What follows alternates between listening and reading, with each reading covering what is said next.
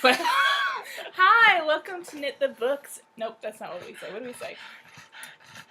But if you can hear, look at this sweet face. It's here. Come see him, Mimi. Yeah, I apologize for heavy pug breathing. He'll lay down in a minute. He's just very excited. When I pulled up into their complex, he started whining because he knew where he was. He hasn't got to see his Mimi in a while, so he's very happy. And his Mimi's very happy. Now, my little dog's not real happy, but we've got her over. She's gone to the corner and giving us the skip tink eye. She might bark. Hopefully, I can edit any of that out. So, anyway, a lot of jabbering to say hello. Yes. Let me make sure we're even recording. We are good. So, I'm Vicky. I'm Allie. Thank you guys for joining us. We are Knit the Books, a podcast for yarn and book enthusiasts by yarn and book enthusiasts. Something like that. Something like that. So, yeah, well, with the holiday, and you were out of town one weekend, and I've been dealing with some back stuff. I've talked a little bit about it in the group and on Instagram, but I'm okay. But I'm just having to do some physical therapy and stuff, and it kind of got me down, so. But I'm good now. I'm fine. But when it first happened, I was kind of sad about it, but we're. Whew, someone needs a greenie.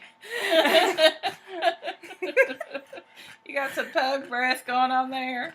He has the worst breath. He has never liked having his teeth brushed. Yeah, a lot of times they don't. don't. But because they don't like to put pugs down to sleep because of their face and everything.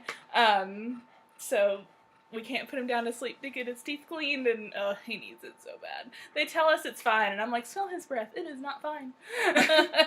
But he does like greenies, so he gets those every now and then. He's cracking me up.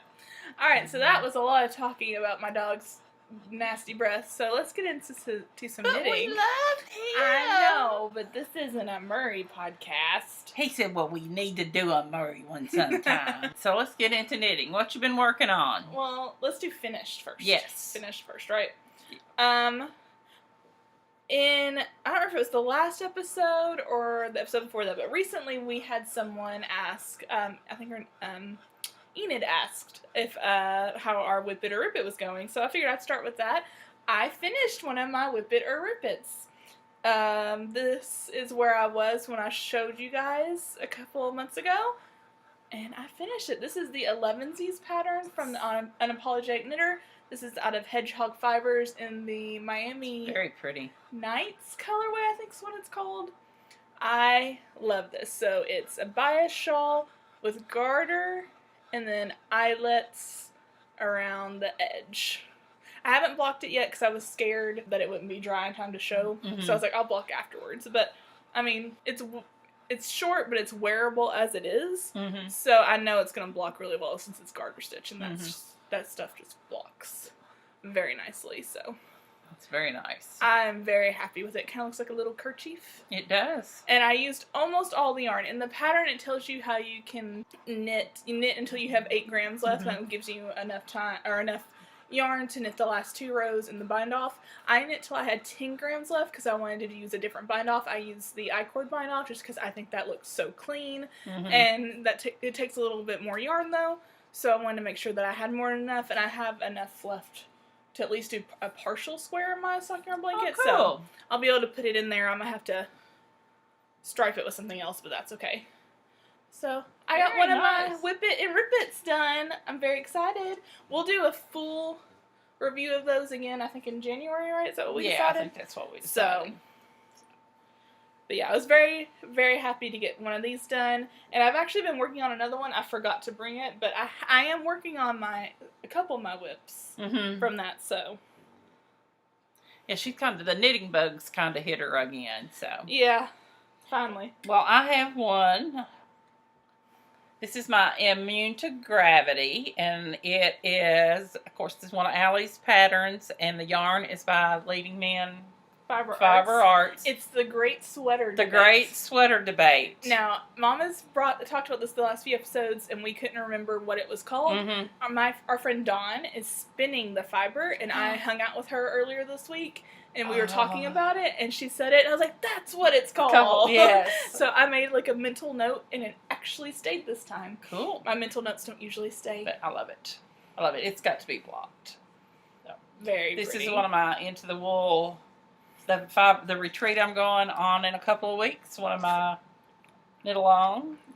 So I got some points for it. Awesome. So I'm going to block it so I can wear it. Hoping it will be, since it's on a lake, and it's going to be in 2 weeks. And I'm hoping it's cool enough I might be able to even wear it. You should be able to. So, at least at night. at night, yeah.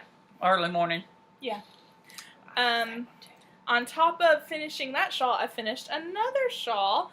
I finished my Brave at Heart by Lydia Brown. This is knit out of Knitting Colors Haunted Harvest. I love it so much. Last time I showed you guys, I was here. So I knit from here, oh, wrong way, here to here. I love it. I also haven't blocked this out of fear that it would not dry. Mm-hmm. But I was showing it to Mom because it wasn't as big as I thought it would be. But I can wear it as is. And again, garter stitch, so I think it's going to block good. really well. I am so excited for this. I love it. I can't wait for I actually ordered me a skein of that. I thought it was so pretty. Well, I'll have to twist around. I have some leftovers, so if you need some, Oh, so there's Missy barking at Murray. if you end up needing some extra, just let me know. My other finished project is a hat for kiddos. My first little striped hat. Ain't it cute? Oh, is that your first time striping? Mm-hmm. Oh, you did so good. Well, I don't know. We're not going to look at it that close, but I think it's very cute. So, Was that your the back to school? that was the back to Or, school one. I said, surely, to goodness, somebody has August. got, yes, somebody has got Yeah. blue and gray. So, you can take that home with you. I will, thank you. Also finished a hat, It's so cute. and I haven't put it on yet. See how it looks. Oh, So- it's so cute. We went to Spinning Guild in Knoxville last weekend, and we stopped in Maryville. Mandy Cat was there. It was me, Mom, Dawn, and Daniela from the Caffeinated Crafting Podcast. We met with Mandy from the We Are Yarn podcast at Guild, and they spun. Mom and I knit. Mm-hmm. And then we went out to eat, and we went to Maryville to our favorite local yarn store, the Hook and Needle, and we picked up some yarn. I picked up it's Malabrigo Rios. I don't have the card, I just realized I don't know the colorway, So pretty. but I just thought it was so pretty. So I did a slip stitch pattern. This was just something that I did on my own, but I love how the top ended up. I love the top. I was very happy with this. I'm actually gonna put this up for sale. I opened an Etsy shop just because I am in physical therapy, and physical therapy is expensive. I'm throwing some stuff in there occasionally just to see. So this will be in my shop. I'll link it in the description if you're interested. I don't expect you to be, but if you are, it's in there. But I really, really like this pattern. I'm going to knit some more. Mm-hmm. And I think I'll have to double check because I don't think Malabrigo is superwash. But I'm going to double check, and if it is for my Hats for Kiddos hat this month, I think I'm going to knit a tiny version of this Oh, with these cute little slip stitches. Yeah. But I knit this. Mom and I both got a set of these, the LKP Needles, and I don't know if that is actually how you pronounce it. They're the LYKKE needles, the driftwood needles. We both got a set in US 8 just to try. We figured it would be good. We could use them for the Hats for Kiddos. That way we could really test them out. So I had one of the workers there ball up my Malabrigo before we even left, and I cast on with them because I really wanted to try them out. I really, really like these. I prefer metal needles, but that's because when I first started knitting, I was a super tight knitter, and it was easier for me to get my stitches off. But my tension's a lot more consistent and better now. But these, they're so smooth. The join here is almost non-existent. The cable is so great. Now, I'll really, really want to get a longer cable set to test with a shawl to see how the cable is, because I mean these are 16-inch, so the cable usually isn't bad on those anyway. But I am a fan of these, and I'm gonna keep using them for the rest of the year for or the next couple months for my Hats for Kiddos hats, just to really, really test them out. But for that first project, I really, really dug them, and they're just so pretty. I like them. So, and you've tried yours too? I did try them. I actually, I tried, I did long tail cast on, and then I thought, oh, I want to try knitting cast on. So I had half long tail cast on and about half knitted.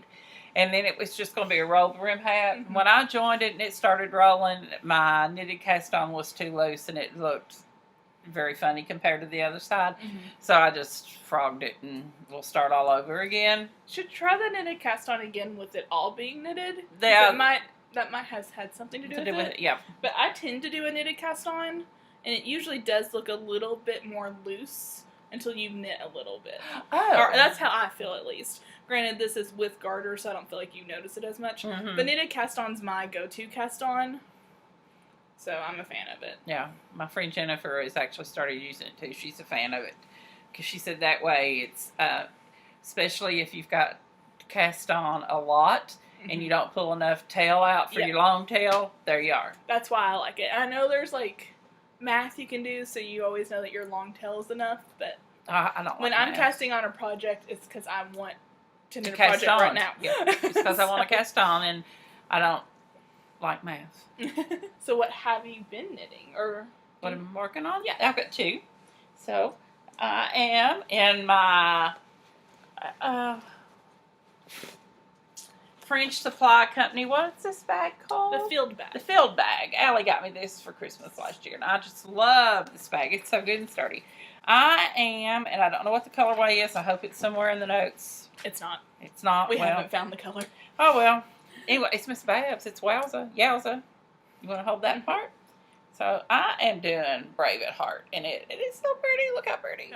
Yeah. We always get confused still on which way to go. So And I'm actually going to cast on another Brave at Heart because I really, really like that pattern. I really like this And pattern. I'm going to use my Yowza that I ripped out. So I'll probably be casting that on. I'm taking Monday off. I might cast it on Monday. It's a easy travel one. Yes. That's what I took. Well, I took it in socks both to gild. Mm-hmm. So it is an easy pattern. And that's my first time at gild, and I loved it. So actually, yep. And they meet, if you're in the area, they meet usually the first Saturday of every month. You don't have to be a spinner. Most of the people there spin. I haven't really been spinning. Well, prior to that, I hadn't really been spinning that much. I've been spinning a little bit since then because I don't know if it was just being around all the wheels that got me excited about spinning again. But that's one of the reasons I've been excited about spinning. We'll talk a little bit more. We're going to talk about that in a minute. Well, last time we podcasted, we talked about the fall into fade into fall knit along. I knew I was going to do that wrong. That Caffeinated Crafting, We Are Yarn, and Sassy Pants Knitter, the knit along they're doing where you can knit any of the fade shawls. I cast on my fade. It's in my Caffeinated Craft Arts bag. This is one of the bags that Daniela made. So she pretty. Wove the center panel and then sewed it all together. And then here's the inside with her little tag. There we go. So cute. She gave me this, which I thought was super sweet. I'm knitting the Free Your Fade. And I'm not very far along. I started mine with, all of mine is Primrose Yarn Company. This colorway is Glowworm, I do believe. I've done, I think, 1 repeat and started the second. Let's get a little bit closer so you can see. I love that turquoise in it.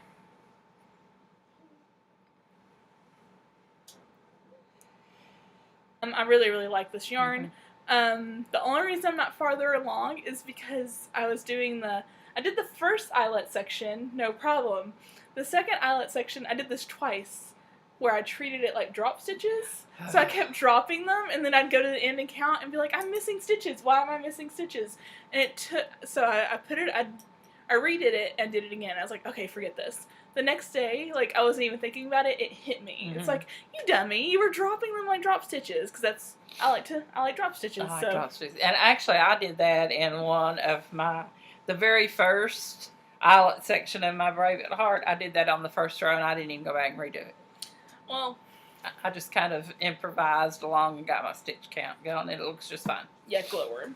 That's the colorway. Now that I've got those two off the needles, I'm going to pick this one back up so I can get farther along, because I'm very excited to start fading my colors together. Okay.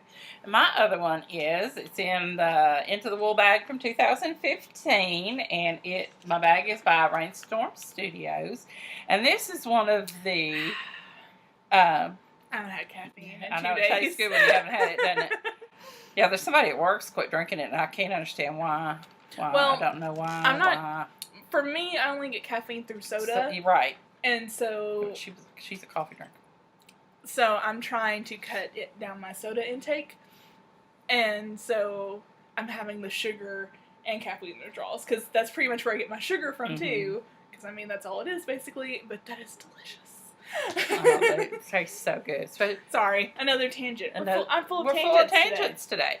Okay, this is one. Now this is ripped off and started again. That's one that I ripped. It's one that Allie ripped a year or so ago. Oh no, probably 2 years ago. This was when this was bought at the Fiber in the Borough when where I fell in love with yarn and decided I was going to learn to knit. Yep. So that's been 3 years ago. Anyway, it was from Dana Van Wine Yarn Company. We have no idea what the color. No, it's more than words. Is it more than words? It's gorgeous. And Allie had started me a pair of socks. And then when we did the rip it thing, she ripped it, and I said, you ripped it. I ripped it, gave her needles back, and I let it sit over there on the end table for 2 or 3 weeks probably, and then I decided, well, it is going to become a pair of socks, so I've got that much done on a sock. Let's show the yarn. There's the yarn. If I can move my fingers out of the way. And now, if you want. And here is the sock. And she's knitting it. Toe up. Toe up. Just a vanilla sock. Oh, magic loop. Magic loop. I was like, she's knitting it. She's knitting it. She got needles on it. The only other thing that I have been working on is I picked my sweater back up. I don't know why, but about 2 days ago I got this wild hair that I wanted to pick up my sweater.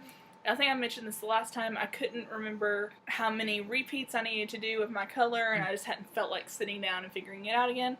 So here is my Frida Kahlo bag that Daniela of Caffeinated Crafting made me last year for my birthday. I sat down this morning, I went ahead and started knitting it again, but this morning I sat down and redid my math and everything. So I'm going to have to tweak what I wanted to do a little bit with my striping just because I'm scared that there wouldn't be enough of the colors in the body. Mm-hmm. So I'm going to be striping it a little bit differently. But here it is. I have so this is roughly where I was last time I showed you guys. So I've only knit, I guess 2. I'd say I would call it almost two stripes. But I mean, it's fingering weight. I'm a big girl. It's a lot of stitches. But yeah, so pretty. Well, I knitted on it yesterday. Mm-hmm. No, I knitted on it Thursday when I went and hung out with some friends for a little while after work. And then I knit on it this morning while I was watching TV. And I'm like, oh, this is perfect knitting because it's just stockinette in the round. Mm-hmm. Duh. And I mean, I do slip stitches. There's 4 sections where you do the slip stitches, but there's stitch markers, so that's, mm-hmm. that's why stitch markers exist. To be like, hey, pay attention. So I'm gonna pick this back up, I think.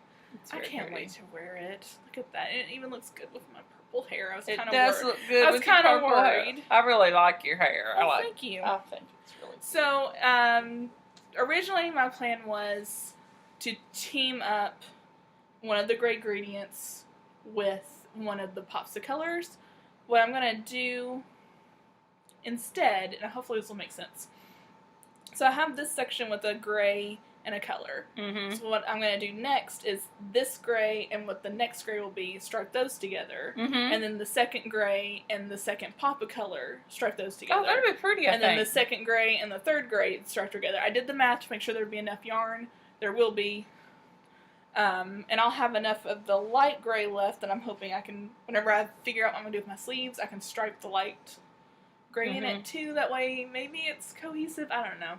I'm so nervous about what I'm going to do with these sleeves. But what's going to go on there. I think last time I talked about just getting another skein of this. Mm-hmm. And just hoping that it would blend in enough since it's just gray speckles. Who's that from? That's Northbound Knitting. It's her mosaic colorway. So I don't know what I'm going to do yet. I think it would make pretty sleeves. Mm-hmm. And I thought that'd be kind of neat Because, it'd be the top and the sleeves. We're hot girls. Are you going to make it long sleeve or Oh, 3/4? heck no. I'm probably going to go to my elbow. Yeah. So, I don't know. I keep stressing about the sleeves, and I'm like, just knit your sweater and worry about your sleeves later. Just worry about the sleeves later. This is the Granito. I never remember Bahoe Locatelli. And it's really, really well written. It makes sense to me. It has little pockets down here. Mm-hmm. I really liked that. And that's one of the reasons why I picked it. But now I'm kind of like, I'm not going to use those. And again, I'm a bigger girl. Like, having the pockets there might be more annoying. So I think I'm going to skip that part. But, yeah. So, very nice. Very nice. I really like it. I thought about, because I have this section here, I thought about using the pop of color, the next pop of color, and doing a big section of it. Mm-hmm. But then I would have to get more mini skeins, and I didn't feel like doing that. So, because these are all, this is Nerfbound Knitting. All of my color mini skeins are from Rock and String, and then the gray gradient, my stitch thing fell off. The gray gradient's from Lydia, and I didn't want to throw another person in the mix. So I'm going to take that, I'm going to try and center it, and I'm going to put it right here. That way when I show it next time, we'll have a more accurate of what you've done. Yes. I'm going to try and do better about that, because I like seeing that when other people do that, so I just got to do better. Yeah, I don't have one on my sock, so I need to get one for my sock. I do have one on my Brave at Heart, so I will move it up, so we'll know next time. Actually, hopefully by next time, maybe I'll have it done. That's all I have for knitting. That's all I have for knitting. All right, I do have some spinning. Why don't you kind of talk about our project, or your project that I'm helping you with? Okay, as I've posted and people have seen before, I'm working on a master's. I am 3 classes away, and I started out going to try to do. I commute 15 hours a week. I work full time, and I was going to try to do the 3 classes. And I actually started, and I got the syllabus for all 3 classes, and I was in them for about a week. And when I was in the period of the 100% refund, I went ahead and dropped that 3rd class. I don't blame you. It was just too much. Actually, someone had asked me how, on Instagram, asked how I did balance. Avril did. And I didn't reply. I'd been so busy, and I apologize for that. But I remembered it earlier, so I'm going to reply to her today. But that's one of the reasons I had to drop the class. I've got to balance life a little bit. And I've got to learn to say no to some things until I get these done. But one of the classes I'm taking is an adult education class. And it's on learning. And our semester-long project is, we've got like 3 papers on it and then a final paper. And we don't even have, if we complete the project, fine, because it's all on adult learning. So after going to spinning, I know that's what I wanted to do. So, and I know Allison has got a new sewing machine. She wanted to learn to sew. So we are teaming up. I'm going to teach Allie, work with her on her beginning sewing. And she's going to teach me how to spin using a spindle. And so we figured, since we podcast, we're going to be talking about our journey a little bit too. And, she'll keep you guys up to date, like on her project. So we're going to kind of add those sections into our knitting, which I know I talk about spinning sometimes, but, not that often. But we're going to be talking about spinning a whole lot more and sewing, so that will be fun. That'll be fun. I actually ran to Michael's yesterday. And as I was, I just love the checkout lines sometimes. But I found this for Allison. It's a Sewing for Beginners books.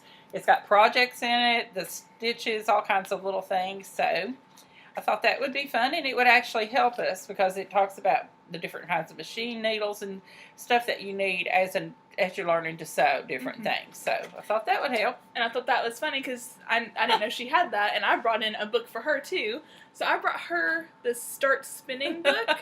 I bought this when I was first learning to spin, and it's by Maggie Casey. And I remembered I had it once she said that, and I was looking through it, and it's very, very good. I forgot how good it is. So I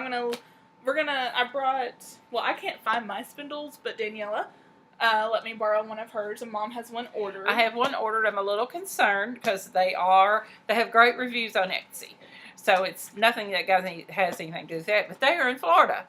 Mm-hmm. And we all know Irma's heading that way. So I don't know whether I got my order in time. And I think they may have animals from just like their Etsy website. Mm-hmm. So I know they've been extremely busy this week. So I actually need it pretty soon. So I don't know what I'm going to do. I may just go ahead and order another one off of Jimmy Bean Wool or something where I can get it in here.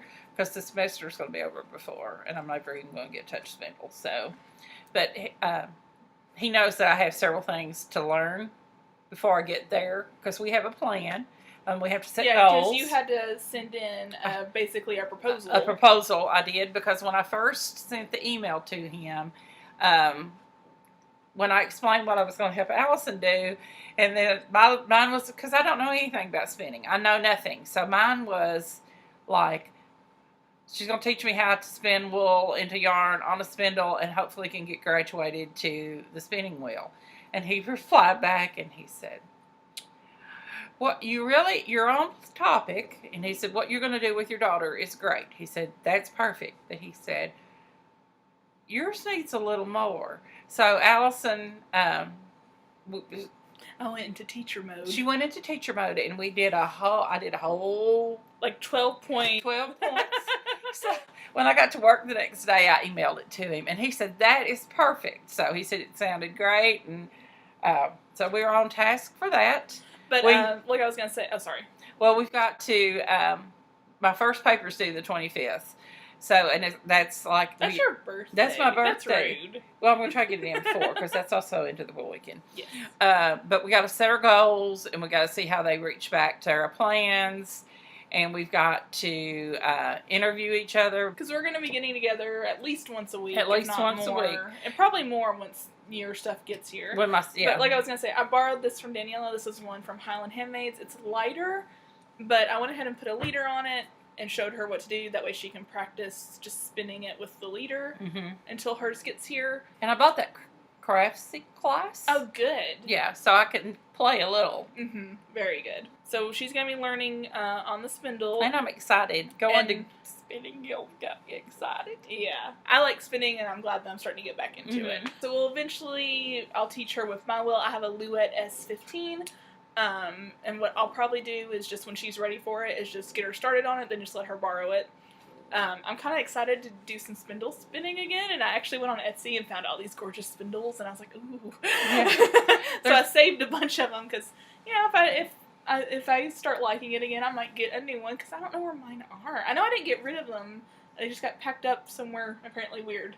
So, well, Malia is going to do spindle. Malia is Rhymes with Maria on Ravelry and Instagram, and she is an amazing teacher. My first Into the Wool, she was one of the people that taught the drop spindle class. So good. So well, she's probably going to educate you more than I can. Well, that's fine. I'm going to need a lot of education. No, I think you're going to like it. Speaking of spinning, because I've been wanting to get back into spinning, Danielle and I had the same fiber dealer that we both really, really like. And I had this on the wheel. And this is from Knitting & Color. This is Targi. I can't remember the colorway name. It was a Prince reference, I'm pretty sure, though. So probably. I think Purple Rain, maybe. Daniela got me this for Christmas last year. It was wonderful to spin. Very, very pretty. It's blowing out the camera a little bit.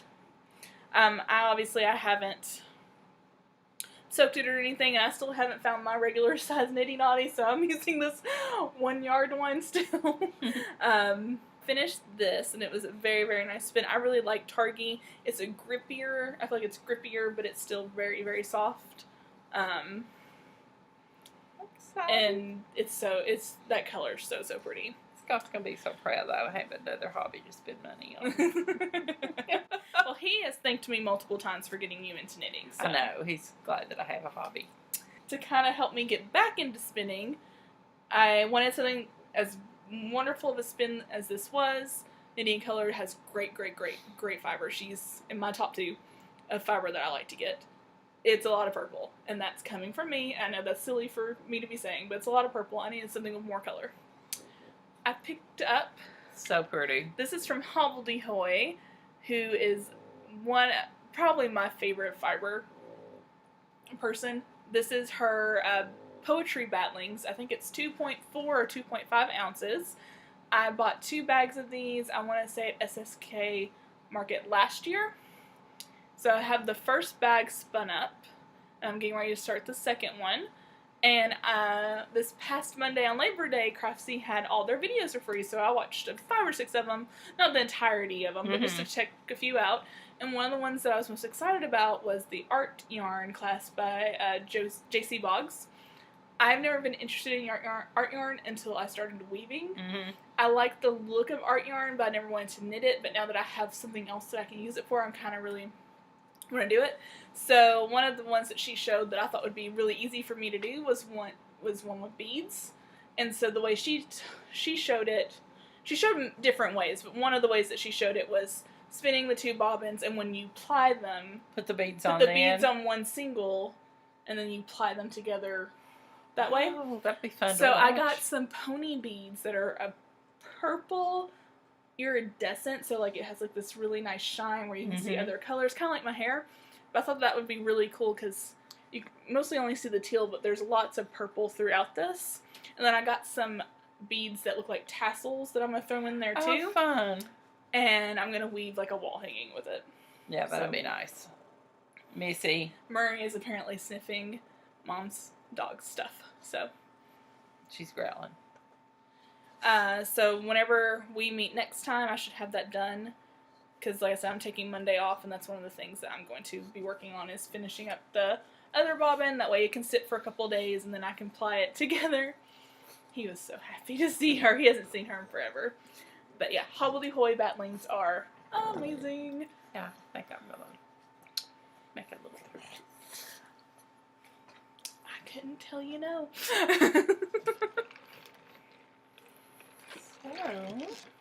Let me see. Oh, and the sewing. So we got a sewing machine. It is a Brother something something something. It was a decent price. It was a decent price. There's another one I was looking at. They actually have 2 Brother ones that were Project Runway like collaborations, and Daniela was surprised that I didn't get one of those because I love Project Runway. But they came with so many stitches, and I was like, even though the price was good, I was like, am I going to use those many stitches? Like, I don't know. So I found this one, and I wish I can remember what I got. But I really do like it. I've learned how to thread with it, and I've just been practicing sewing lines, basically. So I knit this bookmark. This is the first one I knit. These are just sewed. Ooh, whoops.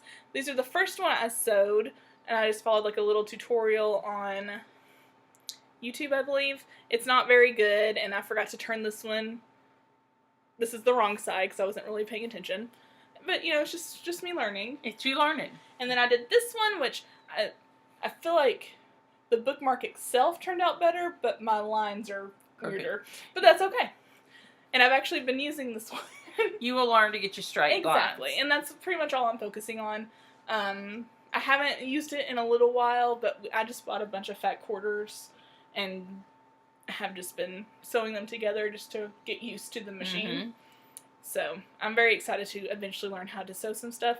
Mom's going to teach me, and our friend Dawn's she sewed me a bag last year for my birthday that I love. She's going to teach me how to sew that.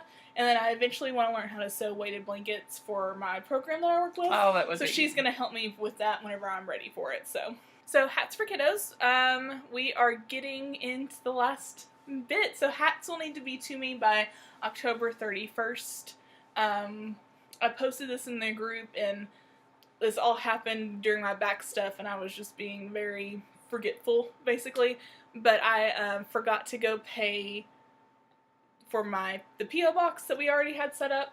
So, and I told Mom, I was like, oh, I completely forgot about it.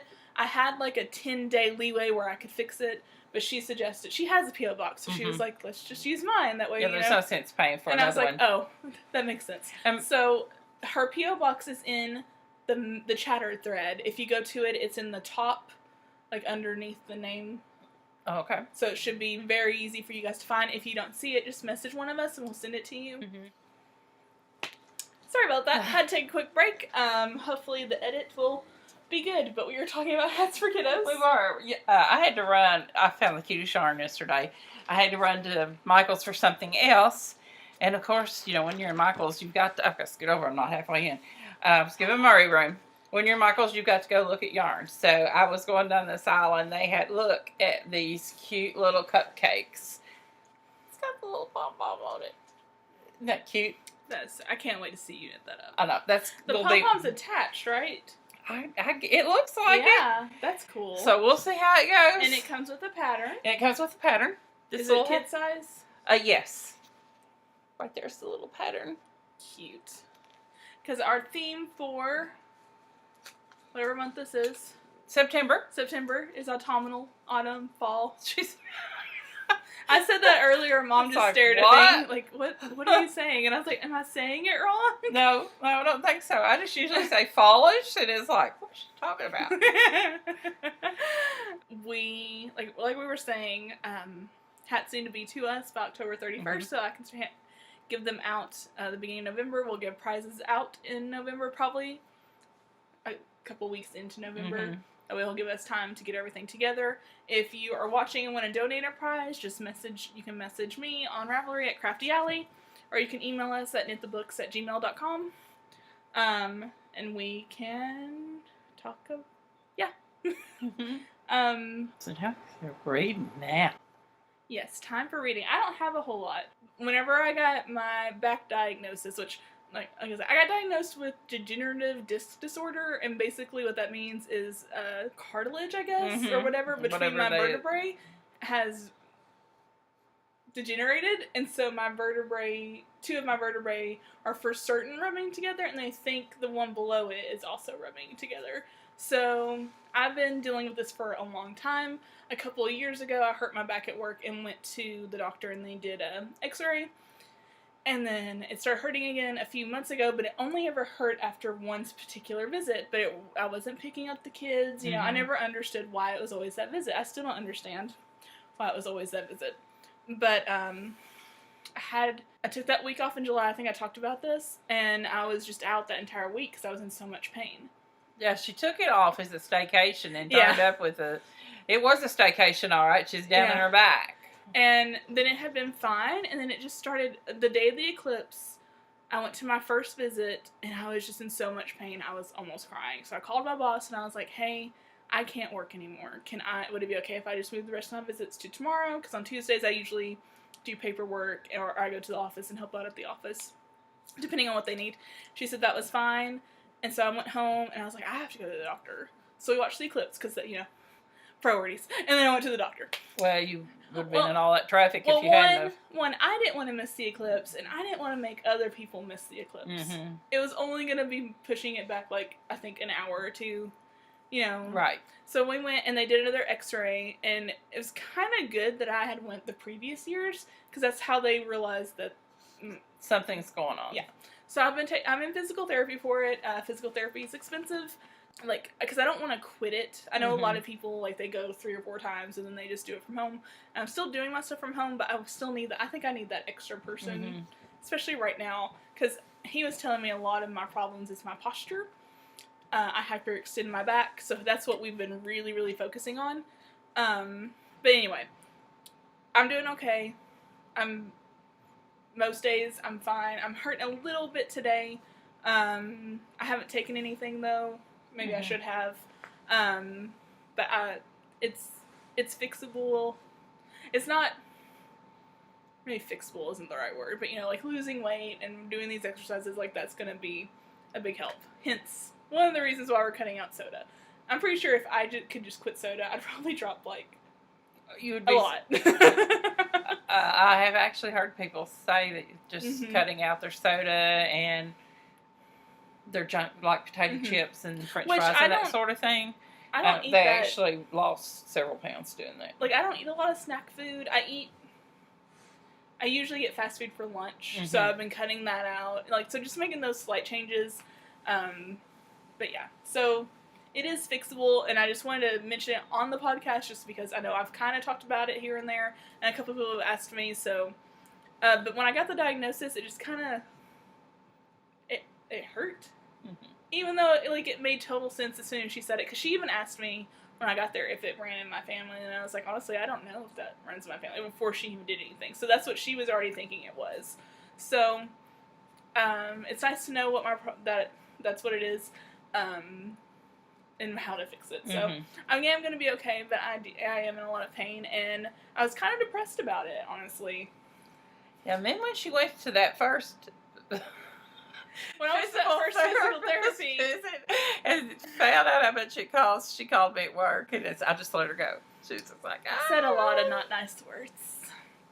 It is what it is. It is what it is. I'm saying all that because that's why I haven't been knitting as much, which I actually ended up having a lot of knitting to talk about, because after we went spinning, like, I think just getting out of the house and hanging out with my friends and stuff and just not thinking about it, because I wasn't in pain any of that day, it was really good. I think it was just really good for me. And then being around all these creative people just really, really sparked something in me. So I got all this knitting done. I haven't been reading that much. That's why this whole tangent, to tell you, is I don't have a whole lot of books to talk about. But I do. Okay. I've been on a roll. I finished 2 technically. So. Okay. Well, you go ahead. I finished more than that, so I'm going to go first. Yeah. Okay. Allison bought this book when she went out with her friends to that used bookstore, and it sounded so good. We talked about it last time. So she didn't let me leave with it. She didn't get to leave with this one. It's so good. It's The Party by Robin Harding. You read it just that weekend, right? I did read it just that weekend. One invitation, a lifetime of regrets. Sweet 16. It's an exciting coming of age, a milestone, and a rite of passage. Jeff and Kim Sanders plan on throwing a party for their daughter Hannah, a good girl with excellent grades and nice friends. Rather than an extravagant, indulgent affair, they invite 4 girls over for a pizza, cake, movies, and a sleepover. What could possibly go wrong?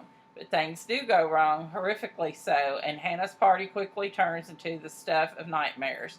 After a tragic accident occurs, Jeff and Kim's comfortable life in a wealthy San Francisco suburb begins to fall apart. In the ugly aftermath, friends become enemies, dark secrets are revealed in the Sanders' marriage, and the truth about their perfect daughter Hannah is revealed. The party takes us behind the facade of the ideal family, exposing the lies, betrayals, and moral lapses that occur behind closed doors, and the secrets that children and parents keep from themselves and one another. And that's basically what it was. I liked it a lot. I heard about that one from, I can't remember which book blog it is that I read. I want to say it's Crime by the Book, I think. And this had just come out, I think, in June or July. So, this was brand new. I got it for $13.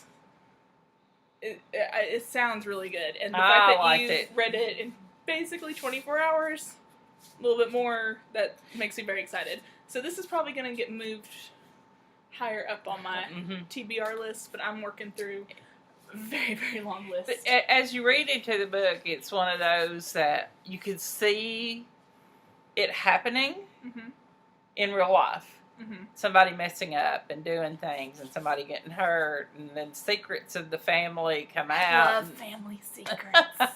Oh my gosh! That's one of my favorite genres. And it always cracks me up, because I don't know if you listen to them, but I listen to Two Knit started listening to them this week, and then right? I found it. Yes, Two Knit Lit Chicks. It sounded wrong the first time I said it, but yes. And they love family secrets too, and I'm like, yes. I really like that podcast, but anyway. Yeah, Two Knit Lit Chicks. Okay. It sounded wrong for some reason, so this one, I'm going to be reading probably sooner than I should, because like I said, I have other things that I need to be reading, but I'm very excited about that. I did finish yesterday, finally, The Dinner by Herman Cox. I looked it up and forgot. I think it's Cox. I don't remember now. This one's actually been turned into a movie. I don't know if the movie's out yet, or if it's coming out, but it has been turned into a movie. I'll read the synopsis really quick. It's a summer's evening in Amsterdam, and 2 couples meet at a fashionable restaurant for dinner. Between mouthfuls of food and over the scrapings of cutlery. I just remembered how hard of a time I had with that last time, and then got tongue-tied immediately. The conversation remains a gentle hum of polite discourse, but behind the empty words, terrible things need to be said. and with every forced smile and every new course, the knives are being sharpened. Each couple has a 15-year-old son. The two boys are united by their accountability for a single horrific act. An act that has triggered a police investigation and shattered the comfortable, insulated worlds of their families. As the dinner reaches its culinary climax, the conversation finally touches on their children, and as civility and friendship disintegrate, each couple shows just how far they are prepared to go to protect those they love. I gave this 3 stars. The idea of it is very good, is very well written, and the characters are very developed. The pacing is awful, and there's a lot of flashbacks, and sometimes it's confusing, and it is translated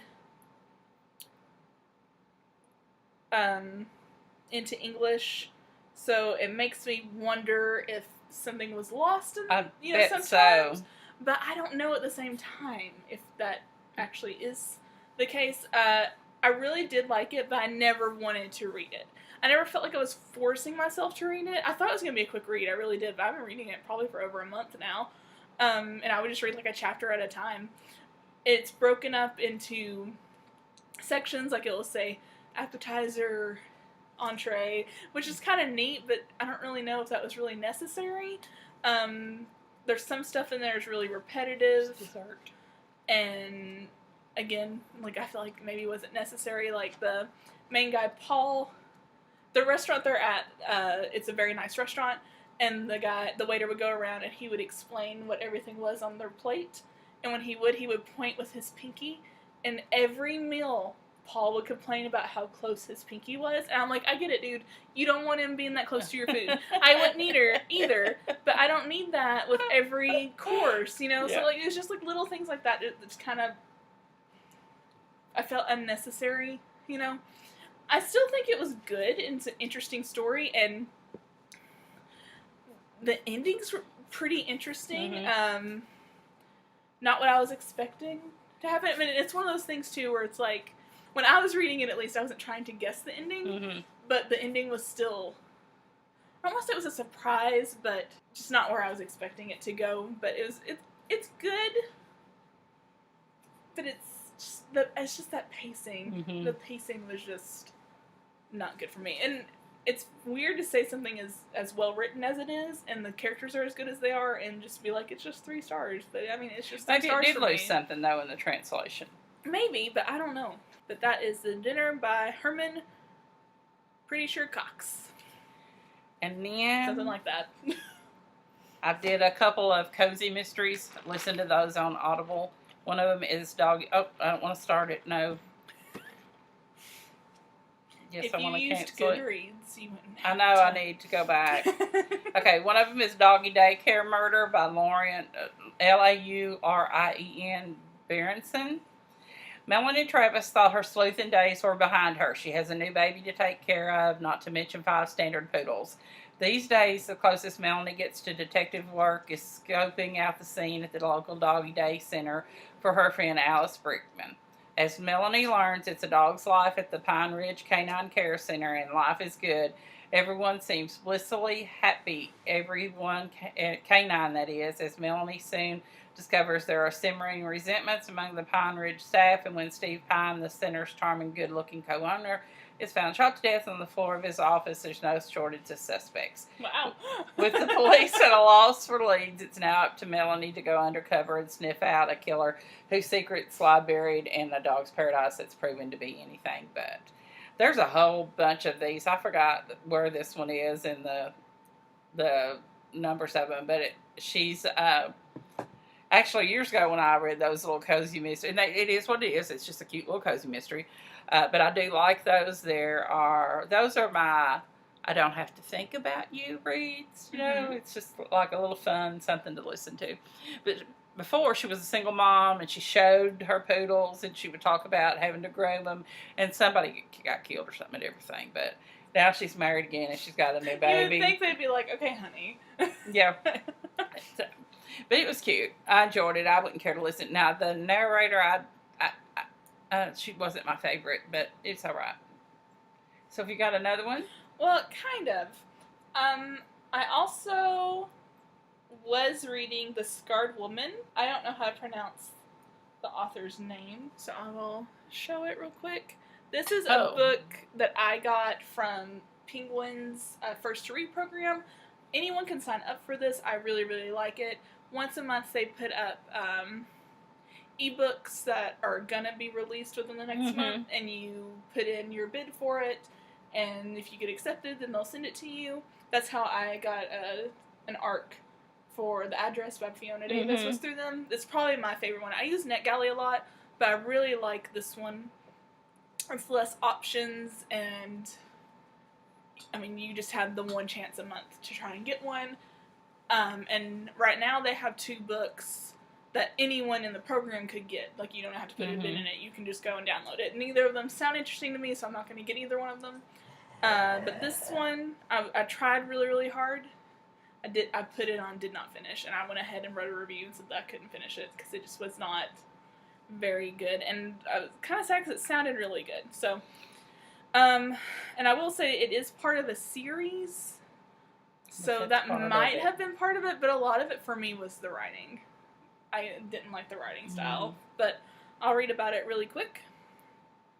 Detective Carl Mork of Department Q, Copenhagen's Cold Cases Division, meets his toughest challenge yet when the dark, troubled past of one of his own team members collides with a sinister, unsolved murder. In a Copenhagen park, the body of an elderly woman is discovered. The case bears a striking resemblance to another unsolved homicide investigation from over a decade ago. The connection between the 2 victims confounds the police. Across town, a group of young women are being hunted. The attacks seem random, but could these brutal acts of violence be related? Detective Carl Mork of Department Q is charged with solving the mystery. Back at headquarters, Carl and his team are under pressure to deliver results. Failure to meet his superiors' expectations will mean the end of Department Q. Solving the case, however, is not their only concern. After an earlier breakdown, their colleague Rose is still struggling to deal with the reemergence of her past, a past in which a terrible crime may have been committed. It is up to Carl, Assad, and Gordon to uncover the dark and violent truth at the heart of Rose's childhood before it is too late. That sounds great. So I didn't get very far in, like not even 100 pages. I think I was still in double digits, honestly, and I was just like, I'm not gonna read this. I can't. Every chapter was a new perspective, and it just threw me. I had a hard time keeping the characters together. The writing wasn't interesting. The story still sounds great. Yeah, the story sounded good. Again, it's translated. That may be part of it. That might be part of it. I don't know. Yeah, maybe because it's part of a series. Maybe. I don't know, though, because it could be it, but I still feel like they introduced the people and described them okay. But it's just like, there's just a lot of people, and I couldn't, like, each chapter felt like a different story. Oh, okay. And I think if I could have read more, it might have been better, but I just couldn't do it anymore. I couldn't do it anymore. I only had, I think I had to have it done and reviewed by the 15th, and I was just like, I can't. I don't want to read it, and I'm not the best at this, but I'm trying to be better about not forcing myself to read books, because I have all these books I want to read, so why put my time and energy in a book that I'm not interested in? Right. And I have, especially with the arcs and stuff, I want to give a review, but I feel like if I'm not into the book and don't want to finish it, that says something about the book, you know? So that's why I said technically 2. So I didn't actually read it, but... You finished? I marked it finished. I mean, it has 3.84 stars on Goodreads, and a couple people whose opinions I respect, they really liked it, so I don't know. It just wasn't for me. And then my other little cozy mystery is by Ann B. Ross. And if any of you ever read a Miss Julia series, and she is a hoot. She's a senior citizen. There's a bunch of these too, but this one was so funny. I told them at work, I said, people are going to think I am nuts. They'll pull up beside me in a light, and I will hold the laughter until I can't, and I just bust. And it was so funny. It was great. I loved it. But anyway, it's Miss Julia takes a trip to the beach, only to confront a hurricane rolling off the coast and all the trouble it washes ashore. Sweet and generous Sam, who is her husband, has decided to take a big group to the beach, inviting family and friends, including little Letitia, leaving Lillian to enjoy a quiet vacation taking care of only herself. While Miss Julia prepares for the big trip, her longtime friend Lou Ann comes to her with a horrifying discovery. Her husband Leonard may be cheating on her. When the two discover more convincing evidence, Julia invites Lou Ann along to the beach to get away and clear her head and to keep from doing anything rash. Everyone settles into the beach house, and six-year-old Letitia is having a blast searching for seashells when she discovers some much more valuable treasures that have washed up from a strong storm off the coast. As the storm nears, the crew packs up to head back to Abbotsville, and it appears that the strange couple they met on the beach are in the car right behind them. A coincidence, Miss Julia thinks, until they show up in Abbotsville, threatening Letitia and demanding that she hand over her newfound treasures.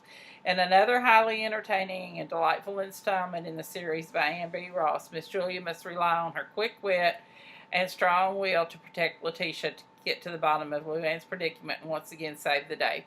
It was cute. It was so funny when they would, Miss Julia and Lou Ann would go spy on the husband, and it was just hilarious. It was really cute. So it was a fun read. Well, good. Fun reads are good. Yeah. So last night, I went ahead and decided to start 2 more books. First is The Revenants by Scott Kaufman. This was sent to me by the author. He messaged me from my book blog, which I have not updated in over a month because of all my back stuff, and I'm hoping to get back on that because I kind of miss it. And it was very sweet because he autographed it for me. Oh, how sweet. And then my favorite part is he sent a bookmark that matches. Oh, cool. So I have literally read the prologue, so I'm not into it yet, but I'll read what it's about. It's a historical fiction piece, and honestly, we like those. Well, it's not a historical fiction piece I normally would go for. Oh, okay. But I try to push my horizons a little bit. I haven't read a historical fiction in a while, and I was like, well, let's try it and see. On his website, which I'll put in the description box, he has, I think, the first chapter or first 2 chapters. And I'm not going to say I read all of it. I skimmed through it in case I did want to read it. I didn't want to already have that read. Right. And I was like, well, this is interesting. So I went ahead and said, yes, please send it to me. So this says, only Betsy can get him home in time. Only he can bring her back before it's too late. A grief-stricken candy striper. I almost said stripper. That's a different thing. That's a whole different thing. A grief-stricken candy striper serving in a VA hospital following her brother's death in Vietnam struggles to return home.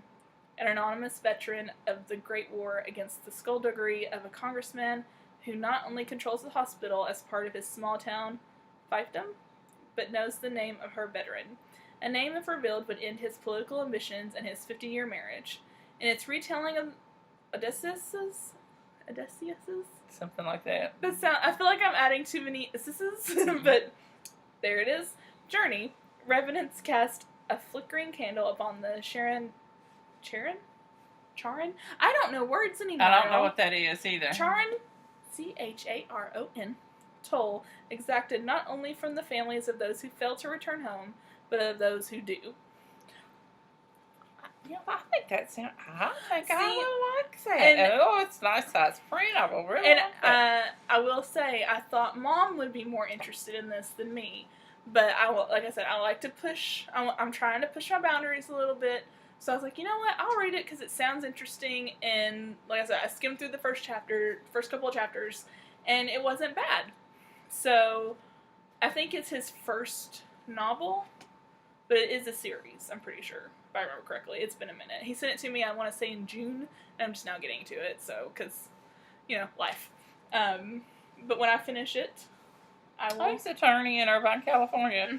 When I finish it, I will bring it to you. Yes, I want to read it. Because like I said, when I read it, I was like, this sounds more like Mom than me, but I want to give it a shot. And I kind of dig the cover. I like those. Those are the colors I'm into right now. Oh, yeah, she has gone that. Yep. She really is into those colors now. Okay, I'm listening to Before We Were Yours. It's a novel by Lisa Wingate, and it's narrated by Emily Rankin and Catherine Tabor. I already forgot what she said, so I was just trying to read it over her shoulder. Okay, this, and I didn't know it. I'm going to read you the bottom part first because this surprised me. This book is based on one of America's most notorious real-life scandals in which Georgia Tan, director of a Memphis-based adoption organization, kidnapped and sold poor children to wealthy families all over the country. Lisa Wingate's riveting, enriching, and ultimately uplifting tale reminds us how even though the paths we take can lead to many places, the heart never forgets where we belong. Two families generations apart are forever changed by heartbreaking injustice in this poignant novel inspired by a true story. For fans of Orphan Train and The Nightingale. Memphis, 1939. 12-year-old Real Foss and her 4 younger siblings live a magical life aboard their family's Mississippi River shanty boat.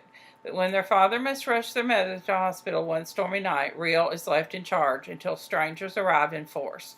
Wrenched from all that is familiar and thrown into a Tennessee Children's Home Society orphanage, the Foss children are assured that they will soon be returned to their parents, but they quickly realize the dark truth. At the mercy of the facility's cruel director, Real fights to keep her brothers and sisters together in a world of danger and uncertainty. Aiken, South Carolina, present day. Born into wealth and privilege, Avery Stafford seems to have it all. A successful career as a federal prosecutor, a handsome fiancé, and a lavish wedding on the horizon.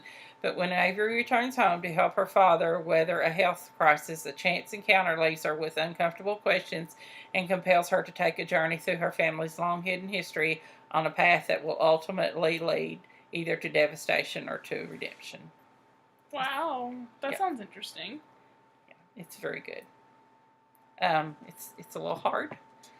I don't know how much. I don't know. I'm hoping in the author's notes at the end, because sometimes they'll talk about, especially if it's based on something. And I just hate to think that some of the things that are happening to those kids really happened, but it was cruel, and I'm sure it did. It's sad. But it's good. It's really good. If I'm going to the grocery, I've been putting it on. I went and got my hair done this morning, and I listened to it on the way out there and back. So that's how good it is. So even those quick runs, you're even my quick runs, I gotta have it. But that's it for me. All right. Well, I also started one other book. I started reading on my Kindle, and I read about as much as I did on the Revenants. So like a couple pages. Harmless Like You by Rowan Hisawa Buchanan, maybe. Show the Goodreads page. A little bit of reflection, but I think you can. There we go.